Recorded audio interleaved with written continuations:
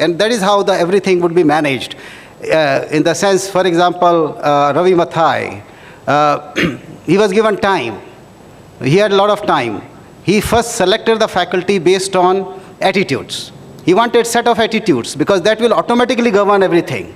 It will govern the faculty, it will govern their behavior, their commitment, and obviously it will also commit the students to a particular way of life. So you have to create a particular ambience, and I think that's what this whole ultimately what we want is to create a learning organization so that it ultimately can impact the students, and in the larger system, any organization that they go, they're touched by that culture and they permeate that culture later in the organization. Thank you. Dr. M.K. Pandurao. I have never dealt with a question called tricky situation. Well, if it is a tricky situation, I would leave that matter to the principal or the director, whosoever is in charge, to decide exactly under what circumstances such a situation has arisen, and if it has got something to do with the management, he shall discuss with the management. Otherwise, with the students, if it is, he shall manage himself after discussing with his colleagues. Thank you, sir. Dr. Anand Joshi. First, it is with reference to the management. It is the trust, nothing else. You start with total trust of the management. Then next, they will not throw everything on your plate. Do whatever you want. For you, as the head of the institution, we have to earn it with our genuineness of what you are going to do, what we are doing it. That genuineness throws open anything from the management. With reference to the colleagues, everybody will have a certain standard of knowledge when they are into the PG and research. Ultimately, what we look into a particular faculty is his behavioral traits. As rightly said by Dr. Anand Joshi, qualification is not only should be the criteria. Why can't EPSI can make our effort in place of qualification, master or PhD, time-wise schedule, a technical graduate, only technical graduate after 10 years of service something, 15 years of something like that, so that the acute shortage of intellectual leaders can be made good. Thank you. Very good afternoon. I'm Dr. Gunjan from IFM Business School. I have a submission, an observation, and a question, very short. Can you just limit to question? Submission, yeah, I'll be shorter than my fellow colleague. So the submission is that I have my reservations against when you said that we cannot predict. I feel that we can predict a lot of things, what will happen in future. My observation is, if I relate it to the theme, which is transition from predictability, though a lot of panel have come out with solutions like we should develop faculty and all, I feel that we have been not so successful in identifying some of those future trends that will direct the solutions. Can you come to the question? Which leads me to my question is that, can the panel please tell us the top 3 future trends for which, we'll have to prepare ourselves, gear ourselves, be it technology or be it anything. Okay, thank you. Next, last question. Lady in the...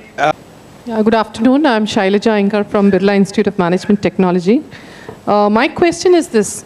Changes in the corporate are happening real time nowadays, and it's happening very, very quickly. Even before this can filter down to the students or the institute, it gets outdated. So what are the educational institutions doing to keep up with the current disruptive practices of the corporate world? That's my question. Thank you. Another gentleman was asking.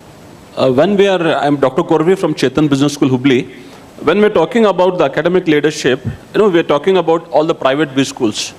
Well, about the revenue generation of the institution, unless the private B schools do not generate the revenue, whether we should consider it is also one of the parameters to evaluate the academic leadership, the revenue generation of the institution. Right. Thank you. So last question will be answered. And opportunities. So it's one thing to talk great things about, we believe in experiential learning, hands-on training, and we get speakers, we allow students to experiment so many things, but then you don't have the opportunity to do, you don't have much choice, we don't have money. Now, it's a chicken and egg syndrome. But normally we start with, in a small way, given our revenue, how do we maximize these opportunities first and make the students realize that the return on investment, I mean, not the return on investment that the students now calculate what is the outgoing salary divided by what's the fee, not that. The learning that they get is something valuable. Then you are able to charge a premium on your education. That premium is charged because you want to plow it back in the system so that you create more and more opportunities. So somebody earlier spoke about pricing of the course. I mean, education is not purely a social activity in the sense of giving subsidized education. That's for the government. For private, you have to be viable and sustainable. So revenue generation is as much important as the quality of the education. They go hand in hand, actually. Dr. Anand Joshi will take up the answers to the other two questions. Yeah, with reference to the number of years of experience for it to be a teacher, I think the thought process of the regulatory bodies is that once you acquire that particular qualification, whether you develop an application mind to that knowledge that you are going to impart. So that application mind comes out of the experience over a period of time. That is how you are eligible to get into the certain positions. So that's the answer for the first. Then, disruption with reference to the technology. See, the problem is we as educational institutions only look from the market orientation and what's happening in the industry. But we fail to understand when we create that particular knowledge, make a student to sustain, irrespective of the knowledge explosion, irrespective of the technology disruption. So it is to make the student adopt to the new knowledge, adopt to the new technology, so that he sustains his knowledge with the fundamentals of studies that is going to be taught in the institution. Let us not make own employment-driven knowledge. It is purely knowledge-driven with reference to sustain in the longer term of his career.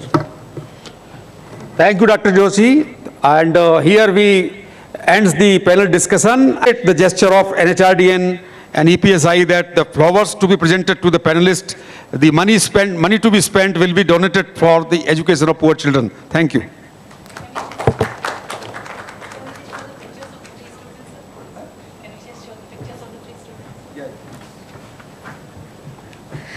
Thanks a lot to the panel. So as a show of gratitude, NHRDN will be funding these 3 students, Ram Kumar, Vijay Lakshmi, and Muthu Kumar. Thank you, sir. Welcome you, Krish Shankar.